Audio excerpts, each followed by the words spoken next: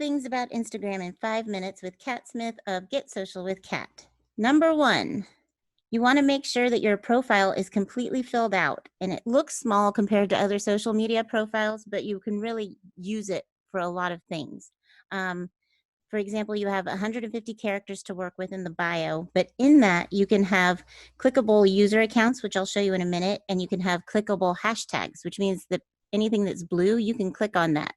Um, if you have a branded hashtag, you use it there. Clicking through on one of those hashtags will take you to everything that's been posted with that hashtag. Hashtags can now be followed also. So by using hashtags, you increase your visibility by a lot. People start following subjects now over just people, which opens you up to strangers and new clients. The first example I gave you, my I do statement, I help busy professionals with their social media and digital marketing. Here I've chosen to go with the interests of the profile because this one is really more for my radio show. So I broke it down into topics. So you can easily see that it's radio host, actress, and family life. Also, I've got those clickable hashtags. And here's the that I was talking about.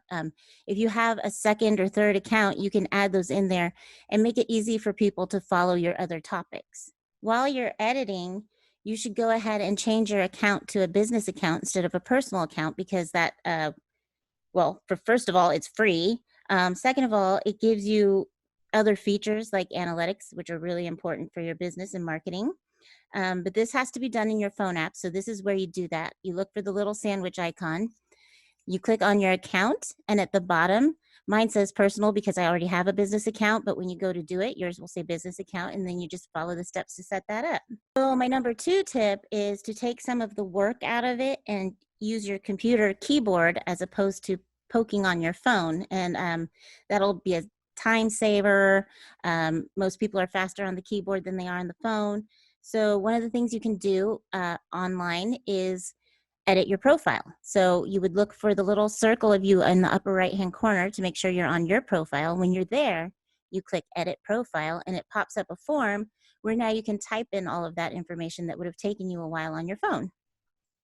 Now that you've connected to Facebook, also by having a business account, you can manage all of your comments on your photographs from one dashboard in Facebook. So you would go to your page, which would be under this tab here, but inbox is where you'll find those announcements. And you can see here I've clicked through on this first one and somebody's left me a message, and I'm able to, at the bottom of the screen, which is cut off, type in my answer as opposed to having to open up my phone and keep checking in, which is super handy for me because I spend a lot of my day on Facebook and I'm not on my phone as much as you would think I am.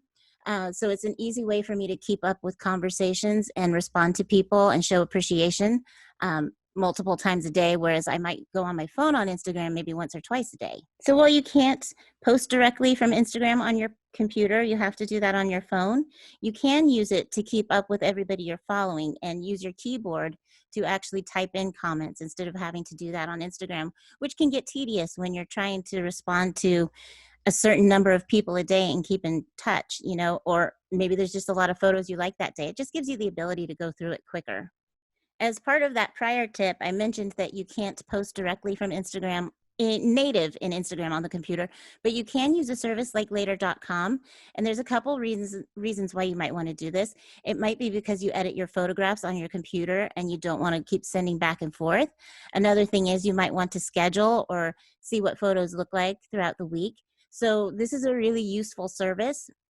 If you use this link that I have up on the screen, it's kind of hard to remember, but I'll put it in the comments below. The free accounts, it's a free account.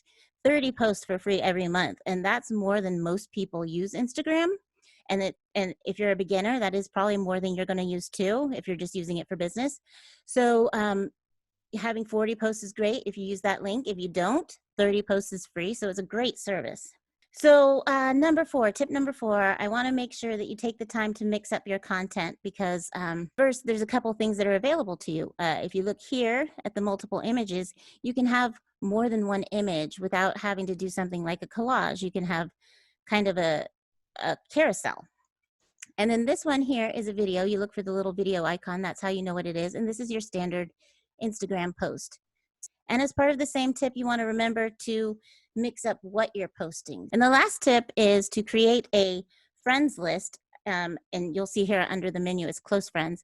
So you're going to go back to the little sandwich board icon. You're going to click on close friends, which will ask you to get started. Once you do that, you'll see a list of all of the people that you are already following. But what you can do is once a day, make it a goal to visit maybe 5 friends and comment on their most recent photo. Or maybe once a week you go in and you do 15 friends and comment on at least one of their photos. Whatever you choose, whatever works for you, just put that on your calendar and just remember to do it once a week. It doesn't have to be a lot, but it is a communication tool. You are trying to remain close to these people that you want to work with later. Finally, thank you so much for your time. If you have questions, you can email me, kat@getsocialwithkat.com. And go join the Wine Women in Instagram Facebook group. And I'm at Social with Kat everywhere. So thanks for listening.